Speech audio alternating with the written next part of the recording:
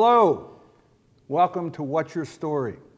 Every week we have a guest who's authentic, genuine, and is going to share with you insights and information you can put to use in your business or in your life immediately. Today, we're going to talk about gaining sustainable competitive advantage. All businesses, individuals want to beat their competition. They want to get an edge. And in today's volatile world, it's critical. Today, we're going to explore an increasingly popular road to that market dominance. It's not what you normally hear. It's creating a healthy, high-performing, highly engaged company. What is it? Why does it matter to employees, to leaders, to shareholders?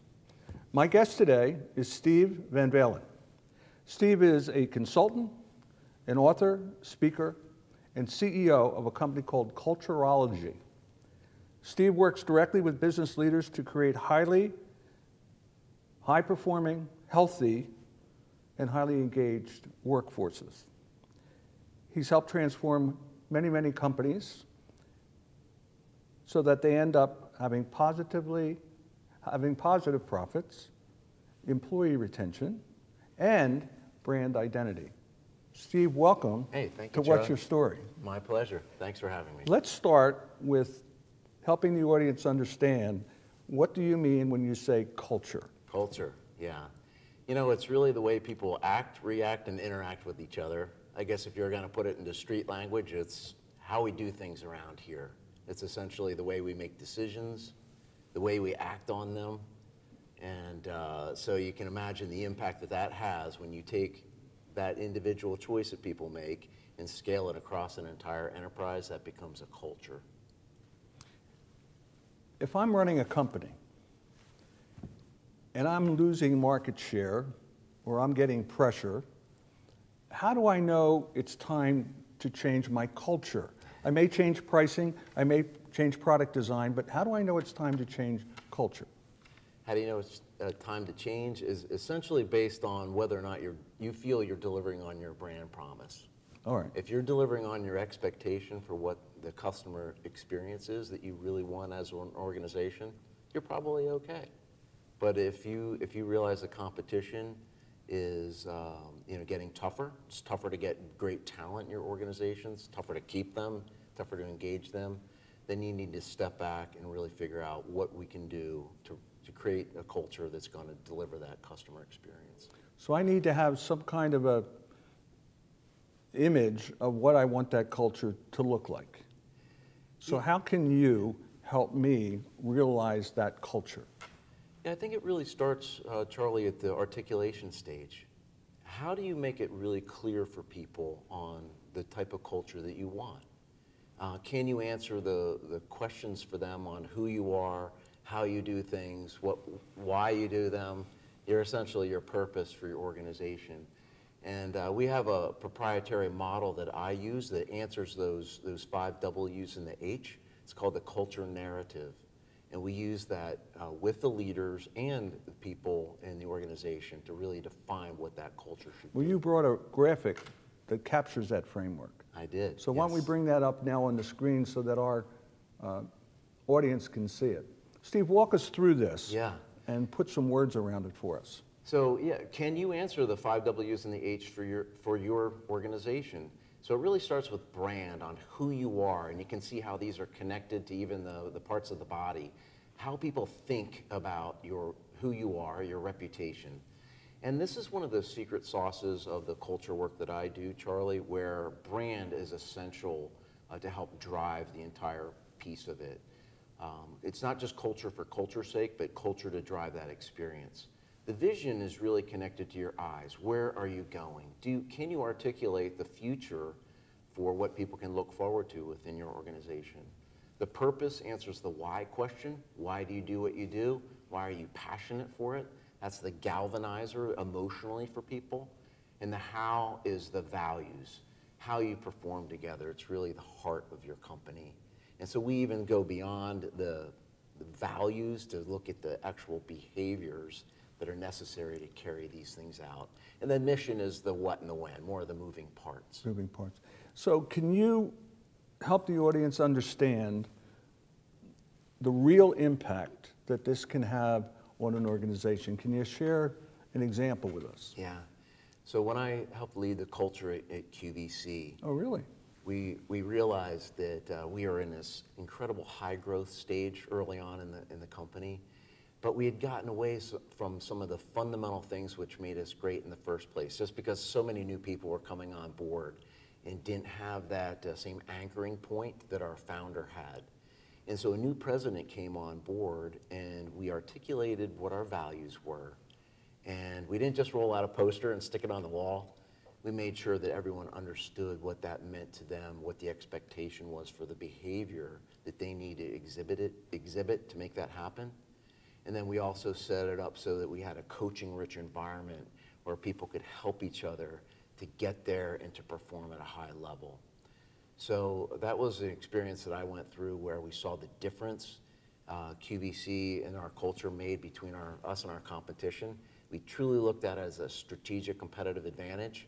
We doubled our competition in 10 years as a result of essentially our culture. What do you mean doubled, meaning what? Doubled in revenue. Okay.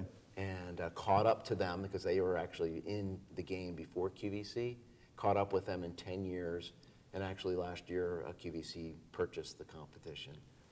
So it's just an amazing success story. The average consumer, based on the way you guys presented yourselves at QVC, would probably think of QVC as the industry leader. But when you started this, you weren't. No, we were actually a fast follower, I guess you could categorize us. And we realized that we had to do something different in order to have a competitive edge.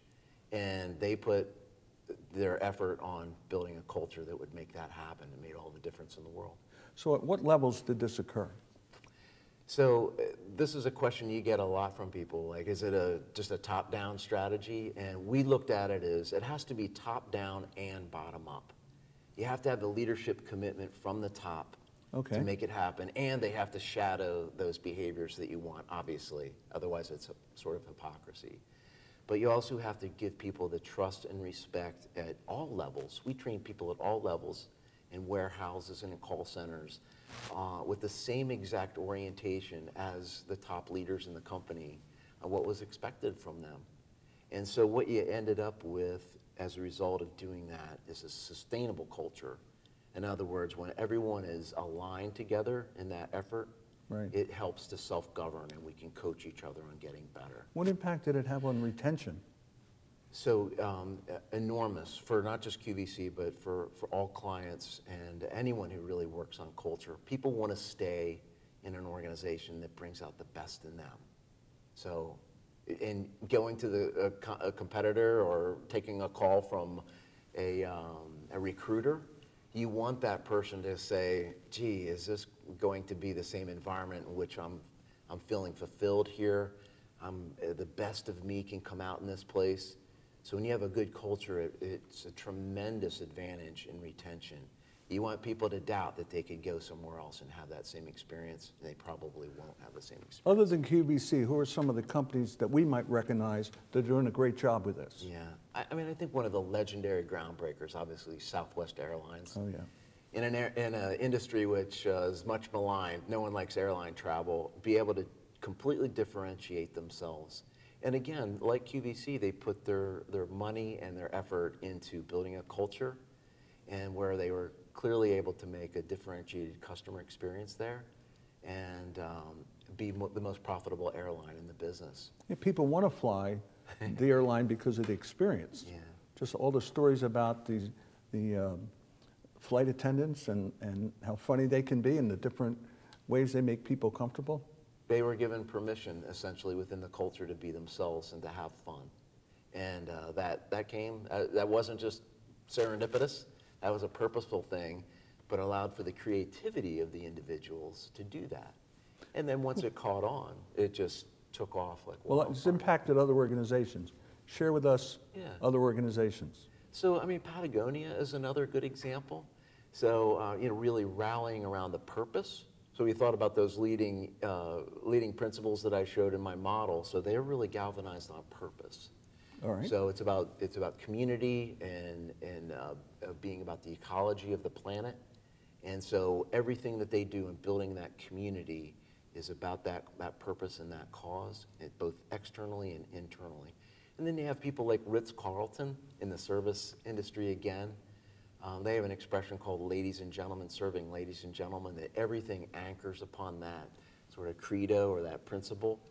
And everything they do in terms of training or institutionalizing this idea of ladies and gentlemen serving ladies and gentlemen is done on the behaviors that make that happen.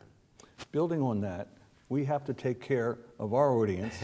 We have some commercials, and we'll be back to talk more about this in a minute. So stay tuned, more from Steve on how culture can be a competitive advantage.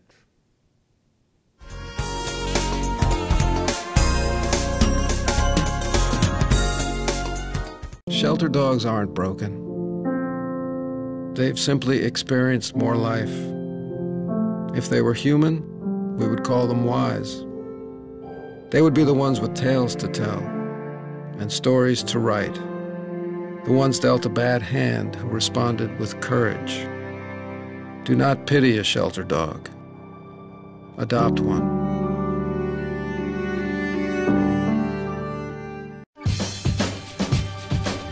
Say we've got grit, and we'll take it as a compliment. Because it's our uncommon drive, our spark within, that brings us together and sets us apart. We are temple made. And when others take shortcuts, when others take breaks, when others take the easy way, we take charge.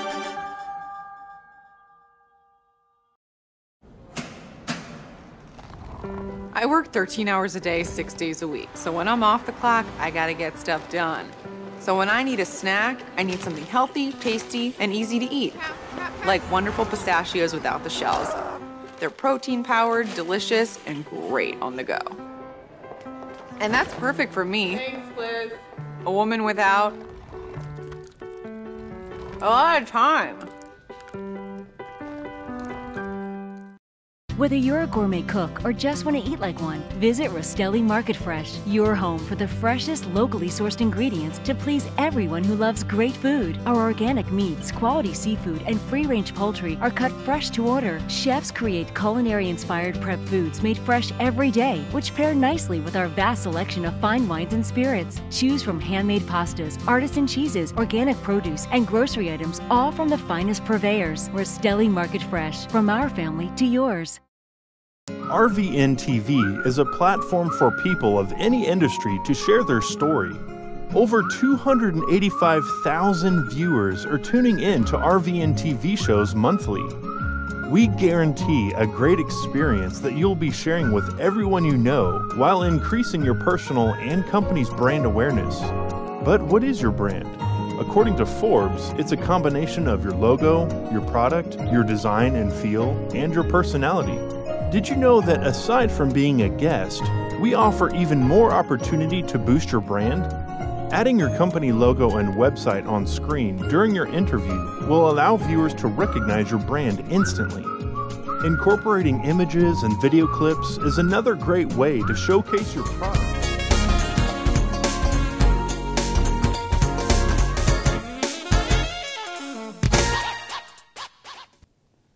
Welcome back to What's Your Story? Today we're talking about companies and individuals getting a competitive advantage in a very, very competitive workplace. My guest is Steve Van Valin. He's CEO of Culturology. And we're just talking about some of the things that happen in organizations when they make their culture more client-focused. Steve, how does an organization know that they have a healthy, high-performing workplace? Because I've noticed that, most people that go to work every day, they don't want to be going to that company. They want a different kind of a company. Yeah, so right. How does leadership know they either have or don't have a good culture? It really comes down to whether people are engaged. So every single year, Gallup comes out with a survey. I'm sure you've seen it. Oh, absolutely, yes. Consistently, year after year, only about 30% or to 35% of people in an organization are actually engaged. And so the difference between them and the people that are disengaged or maybe hanging in neutral territory is immense in terms of the way they perform. So I have a definition for engagement that we use with clients. Share that with us, will you? Yeah, it's the extent to which a person chooses, and that's the key word, to choose, how to apply their energy, talent, and care toward any effort. So it's a moment-to-moment decision that people make of whether or not they're going to exhibit a high level of discretionary effort toward doing something great or maybe just getting by. And when you think about taking that idea of engagement and scaling it across an entire enterprise, it has an immense impact on decision making and also the way people execute when they have a high level of engagement. So who has the greatest impact on that employee in motivating them to become more engaged? Yeah, the evidence is very clear. It's almost always the boss. It's always the relationship that we have with that direct supervisor or manager that we have. They have sort of an inordinate amount of influence over engagement. And Teresa Amabile from Harvard Business School did the most complete research that's ever been done really on engagement at the granular level at work, and she confirmed that. But what she found in this study was that people became the most engaged when they were simply making progress in meaningful work. Progress. And not achievement, but progress. yeah, progress, even small wins. In other words, somebody called me back, or I completed this task, I checked something off my to-do list. Have you ever done something, written it down on your to-do list, then checked it off? Oh yeah, it feels great. It feels great. It feels great. We get actually a hit of endorphins and dopamine from doing that. Is that what I'm feeling? Okay, I'll take your word for it. So there's a reason why progress makes a difference in people's psyche. And so what it does, which when I first read about this study, it absolutely blew me away. And by the way, it's in this phenomenal book called The Progress Principle that outlines the detailed research, but also what you can do about it. This book changed my life. So this is recent. Yes. So this research was done post-financial crisis. Yes, it was. Because we're in a different world right now, and this sort of chronicles what's going on, or sort of lays out the playbook, if you will, for what people need to do. Yeah. You know, here's the difference that I take away from the research in the book, is that if managers stop managing and they actually look at their role as unlocking the conditions for people to be successful, because people come hardwired to make progress at work, that's what they want to do. That's why we hired them. Right. And yet we put so many things in their way, or we try to micromanage them along the way. So to me, it opened up a whole new creative avenue for managers to think of their role differently so that they can make progress naturally. And one of the things, so I was so blown away by this study, Charlie, that I approached Teresa Amabile at Harvard and worked with her on creating a workshop. But one of the things that I'm really proud of is that we developed together what's called a progress playbook. And inside, it's questions that managers can ask themselves at the beginning of the day or whenever they plan their day, that the answers translate immediately into things that they can do that help be a catalyst of progress and to make the work more meaningful. So, you know, we love these high, lofty concepts that we often learn about, but Right. I wanted to take it and make it practical for people, because we all get so busy and we come away from a workshop or seminar and we go, wow, that was great. And then after a period of time, it sort of melts away. And I wanted to take away to make it feel incredibly practical for people, to make it part of their every single day granular actions. So the manager, it seems to me, is you're giving them tools to be a leader, just not to manage the work, but to lead people to a higher level of performance and engagement. Yes. And when they do that, guess what? They become more engaged. And so that way, people are doing that work without you managing them on their own. They're naturally exhibiting that high level of discretionary effort. It's a beautiful thing. I'm curious as to who inspired you to get into this line of work, because it's obvious you're passionate about it. Yeah. How did this unfold for you? I am, and I have to say I was extremely lucky. I had an absolute world-class boss at QVC my first time there. I've been in QVC twice. And he was one of those people that you could look in the eye and know without a doubt that he was my advocate. In other words, we had this sort of level of rapport and relationship where I knew that my success was his success and his success was my success. We were a we. It wasn't a him and a me. It was we were a team together. And when I look back on that, I reflect on how I felt, how fulfilled I was, and also the level of performance I exhibited with that kind of leadership.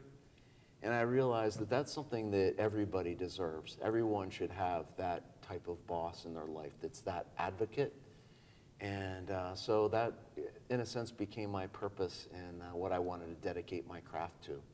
There's research that indicates the main reason people leave companies is not money, it's the boss. Yeah. And what you're saying is, in this building of a culture to gain competitive advantage, the manager needs to be the leader in that culture. It isn't just the people at the top. Right. Everybody is a leader in a sense. Charlie, it's extremely ground level, exactly what you said. It's that relationship that managers have. And people right now, especially in this economy, are worried about retention. If they can just work on that point where engagement is won or lost, which is usually that relationship with the manager, that's the key. That is the key. Not some programmer putting ping pong tables in the break room. It's really about that relationship that acts upon our psyche and our fulfillment every day. I get the sense there's lots of work being done around this concept. So if I'll pose the question this way. Who would you love to go to dinner with, break bread with, and really pick their brain? Yeah. Well, it's somebody that I met recently and have had coffee with, but I haven't had dinner with. Offer to pay, and they have dinner with them. His name's Aaron Hearst, and he's the CEO, founder of Imperative.com. And so his background, very quickly, he started the Taproot Foundation, and he's working with high-level people in Silicon Valley and giving them a chance to do pro bono work. He was matching them up with opportunities to do pro bono work.